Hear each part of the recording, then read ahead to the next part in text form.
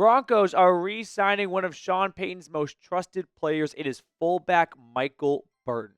It's not a big splashy move, but I do think it's a pretty solid under-the-radar move because Burton does provide a lot of help in the run game on offense and in pass protection and on special teams as well. So Burton comes back for a third season with the Broncos, and you can see what Denver has done since free agency kicked off almost 2.5 weeks ago at this point now. Talanoa, Hufanga, and Greenlaw, some of the more notable signings coming from the 49ers, and then special teamer like Trent Sherfield, Justin Stranad. Evan Engram comes in to hopefully solve the tight end crisis. And then speaking of special teams, new punter Matt Hack. I expect another punter to get added at some point between now and shortly after the draft, possibly a UDFA at that point. And then Michael Burton on what I'm going to guess is a 1-year contract, probably very close to the vet minimum.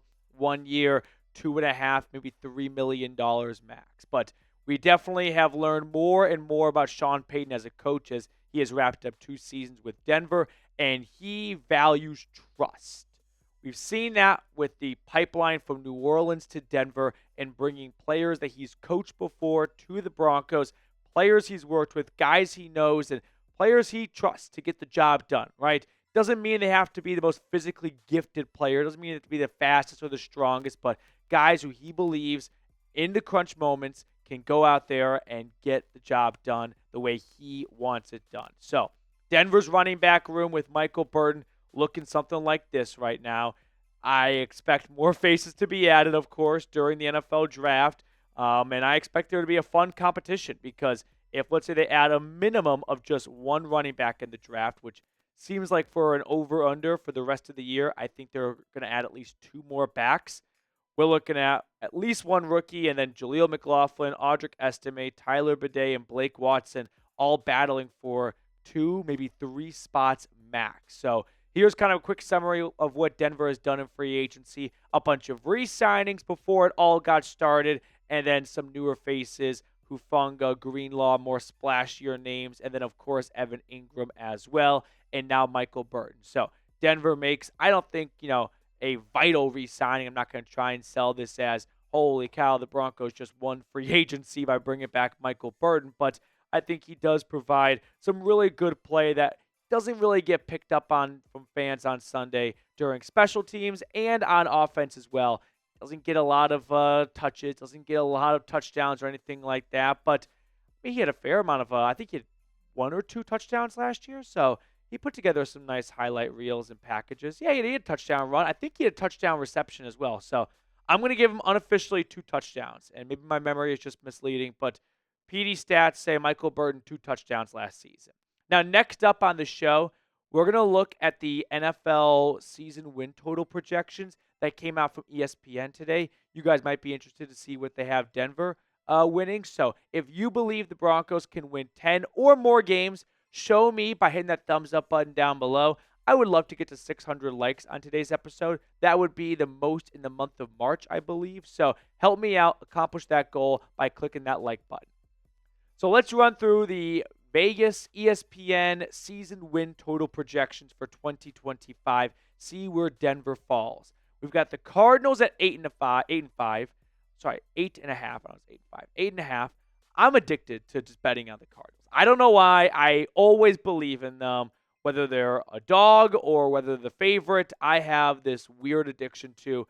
I'm a huge Cardinal believer, despite having no ties or roots whatsoever to the entire state of Arizona and the Cardinals.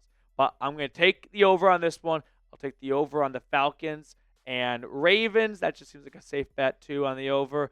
Bills do the same. I've got a lot of overs right now, but the Panthers, they won. They were 4.5 last year, and they got better. So, sure, let's go overs across the board. That's going to age horribly. And then the Bears at 8.5. I think Ben Johnson's going to turn that thing around real fast. So, give me the over here. Oh, this is bad. I'm just talking to myself into everyone doing well. Bengals, I got to do the over. They got the whole crew coming back. So, I'll take the over. Reed says under. Browns, 4.5. They won 3 games last year. Can they be slightly better? It'd be hard to be worse, right? But I can't take the over for everyone. Cowboys, they're going to be healthy. It's just 8.5. It's not that big of a number. I can really go over for everyone. You're gonna go through this entire list. I'm gonna talk myself into everyone doing well. Nope, not everybody can win. I know. Not everybody can It's win. like Petey. who was the broadcaster that was like, so far in SEC regular season play, the SEC is 16-16. It's like, really? You don't say. And now we get to Denver, 9.5. I'll be taking the over here. Shocker as well. But yeah, Denver won 10 games last year. Ask yourself, did they get worse? No.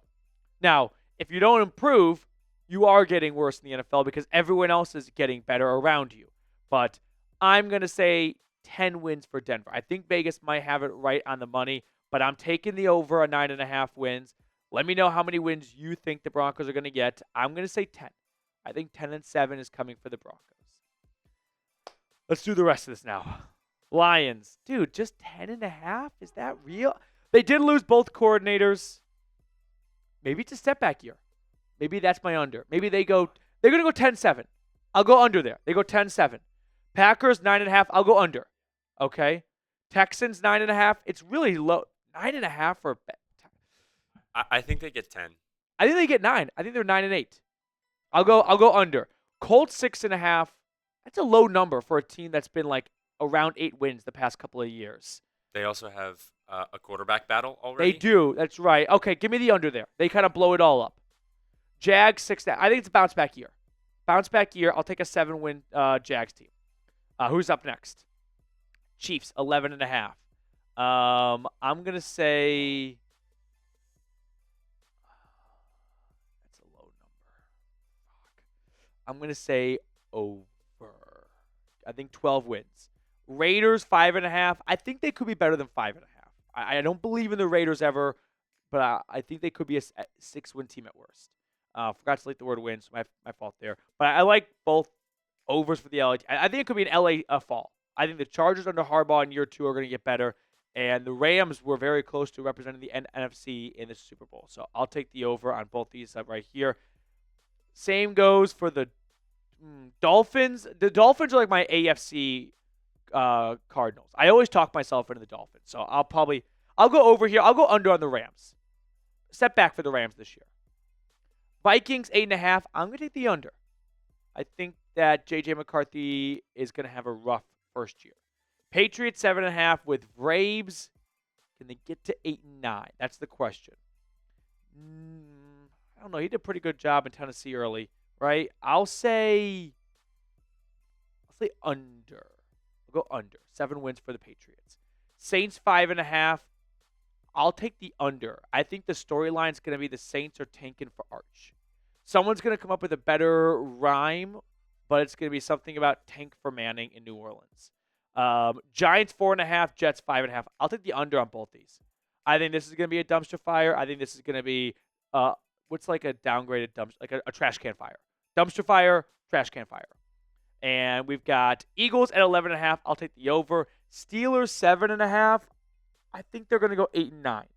I think the 500 streak ends for Mike Tomlin. I said this like 3 years in a row, though, and he keeps proving me wrong. But I will go with over at 8 wins. Niners, 10.5. Do they bounce back? I'll say under. I feel like 10.5 is a large number. It is. I like the idea of the Niners going 10-7 after last season. Seahawks, 8.5.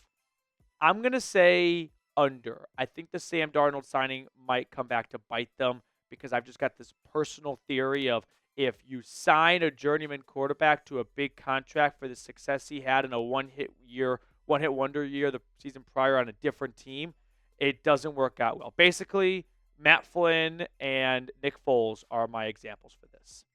And then finally, Buccaneers, Titans, Commanders. Bucks, 9.5.